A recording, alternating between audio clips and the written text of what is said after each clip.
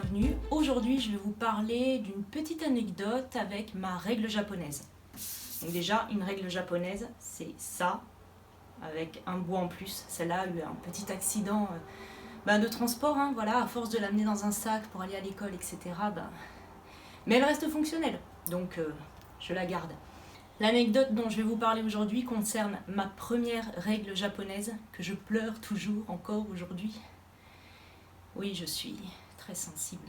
Ce que je vais vous raconter s'est passé durant ma deuxième année d'études. Donc j'étais en cours de modélisme, on devait faire un buste, tracer quelque chose et faire vérifier les mesures, enfin voir si notre construction était correcte par notre prof de modélisme. Donc elle faisait des tours de table et je l'interpelle pour dire que j'avais terminé. Elle passe à ma table, elle mesure et elle me dit « c'est faux, il faut recommencer ». Alors là, j'étais étonnée parce que je fais très attention à mes mesures toujours. Et donc, je remesure ce qu'elle venait de mesurer. Et non, pour moi, c'était juste. Il n'y avait pas de problème. Donc, je me dis, voilà, elle est peut-être allée vite, elle a peut-être mal vu, je ne sais pas. Donc, je l'interpelle à nouveau. Elle mesure à nouveau, elle me dit « ben non, c'est faux, vous avez... » Alors en plus, c'était pas ce qui peut se passer quand on se trompe dans une construction, c'est avoir quelques millimètres, peut-être 1, 2, voire 3, vraiment si on n'est pas précis, d'écart, voilà, entre par exemple la mesure taille-hanche.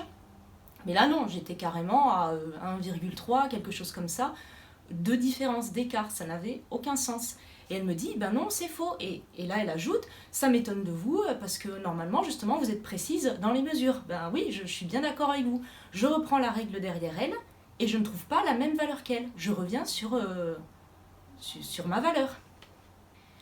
Donc je reprends la valeur, je me pose 2 secondes, et là je lui dis carrément, restez à côté de moi, parce que c'est pas possible, j'ai beau mesurer, je trouve ma valeur est juste, vous mesurez derrière, c'est faux, je ne comprends pas, faisons les choses ensemble. Donc je remesure, et là je vois que la mesure est fausse.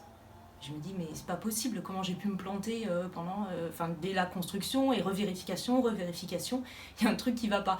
Et je ne sais par quel miracle, à ce moment-là, je retourne ma règle, parce que je la reprends ici. Celle-ci est tronquée, mais là, on va de 1 à, normalement, 50. Et pareil, dans le sens inverse. Ici, on a le 50. Donc, j'avais mesuré dans un sens. Et là, hop, j'ai retourné ma règle pour mesurer avec l'autre côté. Et là, on tombe sur ma première valeur, celle que je pensais juste et qui me semblait juste. Donc, pour résumer, avec un côté de ma règle, j'avais une valeur qui, selon moi, était juste.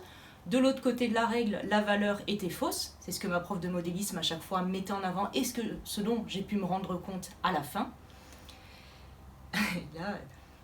Là c'est le grand mystère. Pourquoi ? Et je commence à regarder ma règle de plus près. Il y avait un côté, c'était très subtil, où visiblement les petits millimètres semblaient un poil plus espacés qu'ils ne devraient l'être. Et je me suis rendu compte que sur une vingtaine de centimètres, sur un côté de ma règle, elle était complètement dilatée.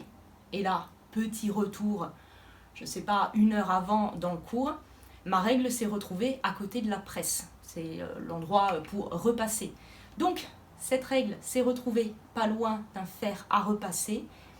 Et sans que ça ne se voie de suite, comme ça, ce n'était vraiment pas quelque chose d'évident à se rendre compte, il y avait un côté de la règle complètement dilaté, ce qui fait que toutes les mesures prises avec ce côté étaient fausses.